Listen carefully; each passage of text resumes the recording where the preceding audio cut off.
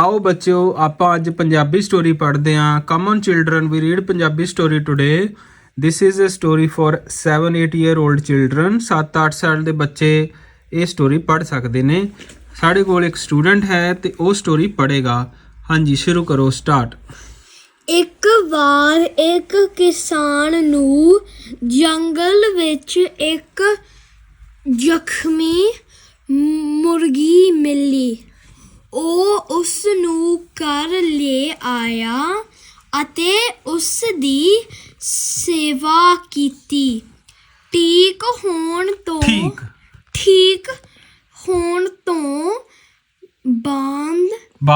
ਬਾਅਦ ਮੁਰਗੀ ਨੇ ਕਿਹਾ, ਮੈਂ ਤੈਨੂੰ ਇਸ ਉਪਕਾਰ ਦੇ ਬਦਲੇ ਸੋਨੇ ਦਾ ਇੱਕ ਅੰਡਾ ਰੋਜ਼ ਦਿਆ ਕਰਾਂਗੀ। ਕਿਸਾਨ ਖੁਸ਼ ਹੋ ਗਿਆ। ਮੁਰਗੀ ਰੋਜ਼ ਸੋਨੇ ਦਾ ਅੰਡਾ ਦਿੰਦੀ। ਕਿਸਾਨ ਉਸ ਨੂੰ ਬਾਜ਼ਾਰ ਵਿੱਚ ਵੇਚ ਦਿੰਦਾ ਸੀ।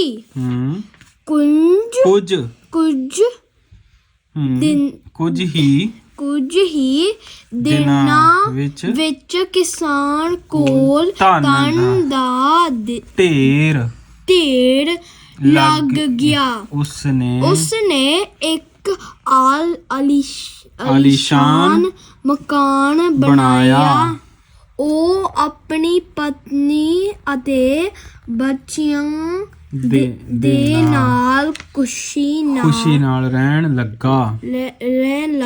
ਬਹੁਤ ਦਿਨਾਂ ਤੱਕ ਇਸੇ ਤਰ੍ਹਾਂ ਚੱਲਦਾ ਰਿਹਾ। ਇੱਕ ਦਿਨ ਕਿਸਾਨ ਦੇ ਮਨ ਵਿੱਚ ਲਾਲਚ ਆ ਗਿਆ। ਰਾਈਟ। ਇੱਕ ਵਾਰ ਇੱਕ ਕਿਸਾਨ ਨੂੰ ਜੰਗਲ ਵਿੱਚ ਇੱਕ ਜ਼ਖਮੀ ਮੁਰਗੀ ਮਿਲੀ। ਹਾਂਜੀ translate. Once upon a time, a farmer found a wounded chicken in a jungle. Very nice. ਉਹ ਉਸ ਨੂੰ ਘਰ ਲੈ ਆਇਆ। He took it home. He brought her home. Not took a home. No, this is wrong English. He is the subject in the sentence. He brought her home. Now there is a connector. And means ਅਤੇ ਉਸ ਦੀ ਸੇਵਾ ਕੀਤੀ। And he took care of it. Take care of her or looked after her. Yeah. Next. ਠੀਕ ਹੋਣ ਤੋਂ ਬਾਅਦ ਮੁਰਗੀ ਨੇ ਕਿਹਾ।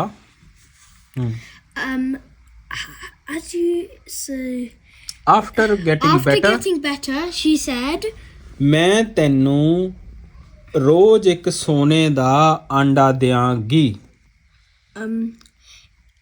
In return of this favor. Speak loud a little bit. Come close.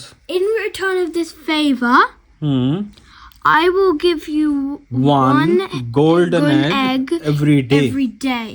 ਕਿਸਾਨ ਖੁਸ਼ ਹੋ ਗਿਆ। The farmer became very happy. ਮੁਰਗੀ ਰੋਜ਼ ਸੋਨੇ ਦਾ ਅੰਡਾ ਦਿੰਦੀ।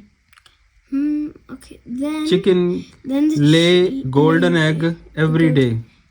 ਰੋਜ਼ mean every day. Yeah. ਕਿਸਾਨ ਉਸ ਨੂੰ ਬਾਜ਼ਾਰ ਵੇਚ ਦਿੰਦਾ ਸੀ। The farmer would sell them at the market.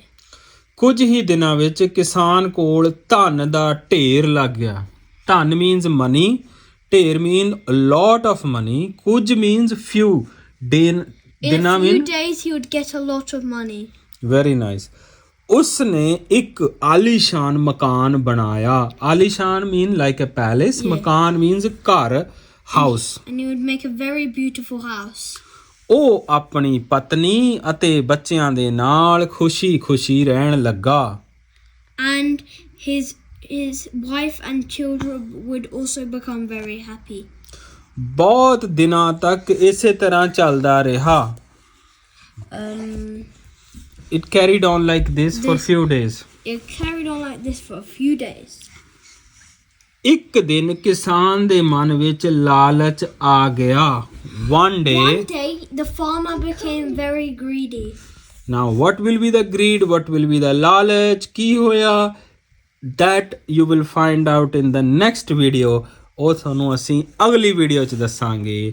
ਉਮੀਦ ਕਰਦੇ ਹਾਂ ਤੁਹਾਨੂੰ ਸਟੋਰੀ ਬਹੁਤ ਪਸੰਦ ਆਈ ਹੋਊਗੀ. We hope you like the story. We will continue part 2. Thank you. Then